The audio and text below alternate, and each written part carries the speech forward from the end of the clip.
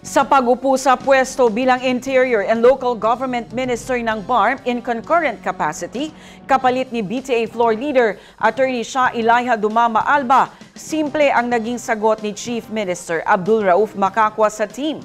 Binigyang din ito ng pagpapalit ng liderato sa MILG ay walang kinalaman sa napaulat na kontrobersiya ng ministry kamakailan. Narito ang pahayag ng opisyal. Upon my assumption, I called up a caucus for the BTA members. Majority of them were there.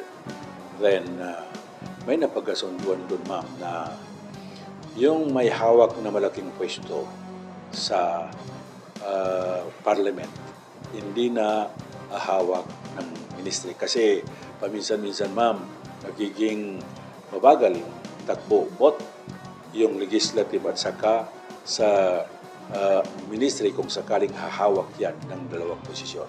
So the reason behind really, ma'am, is Lai is holding, Attorney Lai is holding majority floor in the parliament and also holding his ministerial post in Ministry of MILG. But sa nakikita ko, ma'am, malaking problema yung pagpapatakbo na malaking much more that in the BTA now is we are tackling a very contentious and very important document, that is the reapportionment.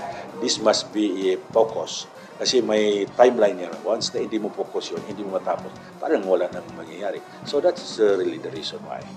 I don't think so, ma'am. Sa totoo lang wala. Kasi we cannot really judge na doon ka magbabase, ma'am, kasi wala pa namang decision. It's only sabihin na natin haka-haka. Although, I learn and hindi ko pa rin nakita na may ombudsman.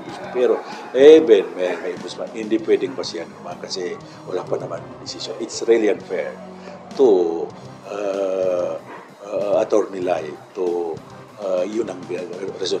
For me, that's the reason, ma'am. Kasi meron na kaming tinanggal na yung deputy speaker, tinanggal kagaya ni Tago at sa mga iba-iba tinanggal. Kasi yun, dalawang posisyon.